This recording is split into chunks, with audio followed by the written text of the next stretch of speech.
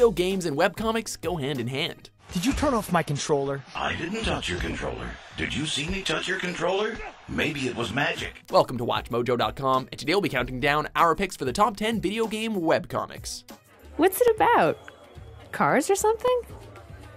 No, it's about video games and comic books. Number 10, Looking for Group. Ryan Sommer and Lar D'Souza. Sommer and D'Souza had already created the popular webcomic Least I Could Do when they made a comic with a focus on fantasy and science fiction, particularly the MMORPG World of Warcraft, with each of its 4 main characters representing a different race from the Horde. Although the comic began as a simple and comedic parody, over the years it evolved into an epic, drawing inspiration from the likes of The Lord of the Rings and the Wheel of Time series.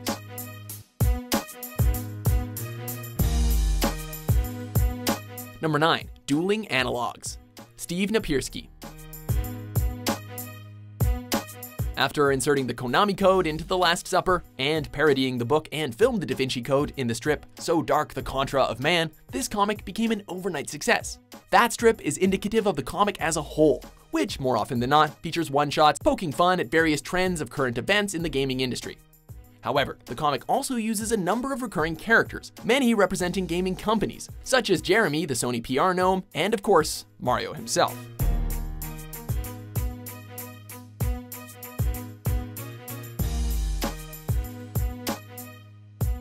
Number 8, Magical Game Time. Zach Gorman.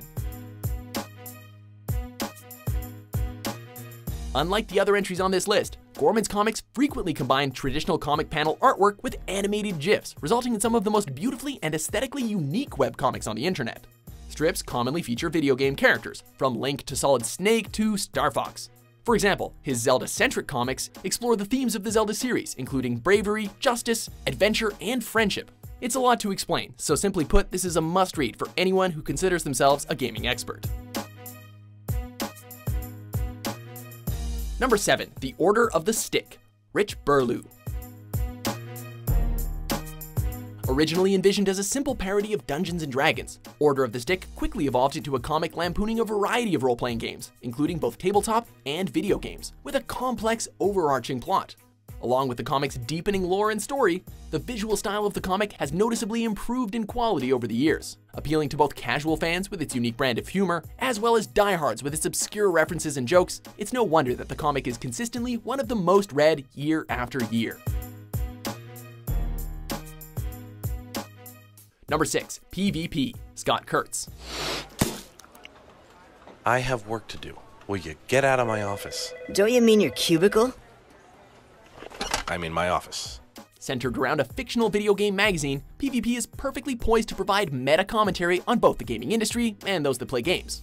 Over the years, the comic has seen the industry transform multiple times, as PvP was one of the first ever online comics about video games, and is rightly hailed as an innovator in the genre. Oh, hey, did you catch that last episode of...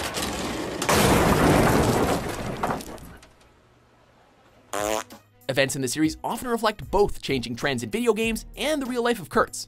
And with more than a decade and a half of storylines, PvP features a rich backstory and a diverse set of characters. Go get me a cup of coffee. Get your own cup of coffee. Skull!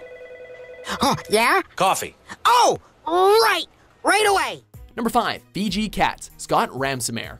Oh dude, I totally wrote my Katamari over a cow. This is awesome! If there are 2 things that the internet loves, it's cats and video games. So combining them proved to be a stroke of genius. As the name would imply, the comic features a variety of anthropomorphic cats, including its main characters named Eris and Leo. If only we had some kind of distraction or offering, we could sneak by him. Of course, the appeal stretches beyond its adorable main characters, as the commentary and humor of the strip is what truly makes it memorable. These characters are frequently featured within a different game's universe in each strip, in order to parody specific franchises, as well as the industry as a whole. I've got mail. Get a bigger pen 15 today?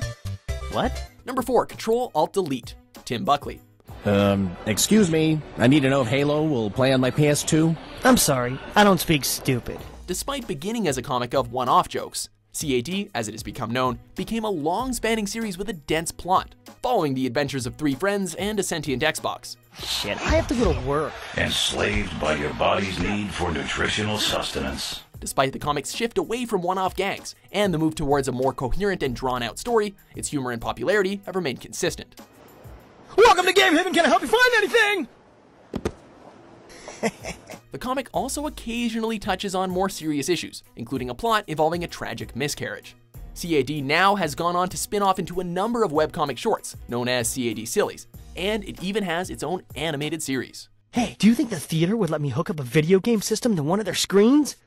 I sincerely doubt it. Then I'll have to devise an elaborate plan. Number 3, Awkward Zombie, Katie Tiedrich. Started with the Fire Emblem jokes, and we all let that slide. But now it's getting out of hand. Lucina, Shulk, Link, you can't trust any of these people. Foregoing original characters, this comic instead uses exaggerated versions of iconic video game characters, presenting Marth as a narcissistic pretty boy and featuring a variety of different Links. Give it a swing. The comic will also often parody games directly, including, of course, the Super Smash Bros. Series, giving characters from different franchises a chance to interact, including, for example, Roy, who is depressed for being banished from the series.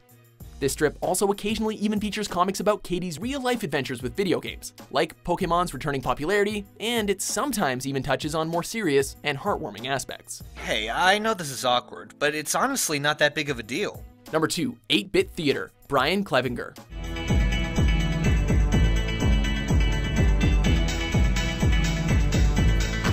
This Sprite comic, which uses blocky old-school video game graphics, began as a farce of multiple classic video games, but eventually narrowed its focus to Final Fantasy. We're gonna be like warriors!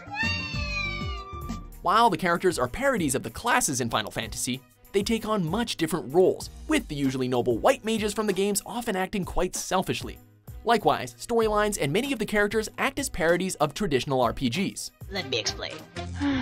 Just 5 minutes. I'm gonna regret this, aren't I?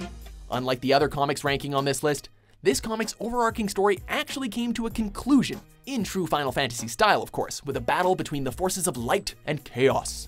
You'd be surprised by the things people drop and the frequency with which they are dropped, given their high monetary values. Before we unveil our top pick, here are a few honorable mentions.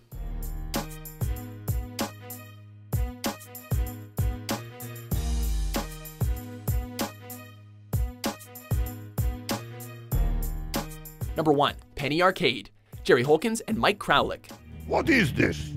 I leverage technology to augment my imagination, you know. One of the longest running and most popular webcomics of all time, with more than 3.5 million readers, Penny Arcade helped shape webcomics as we know them today. I studied at Gygax Polyhedral, if you catch my drift. I do not. This is good school? The best. The comic series follows the daily adventures of Easygoing Gabe and Bitter Tycho, who act as alter egos for the creators of the strip.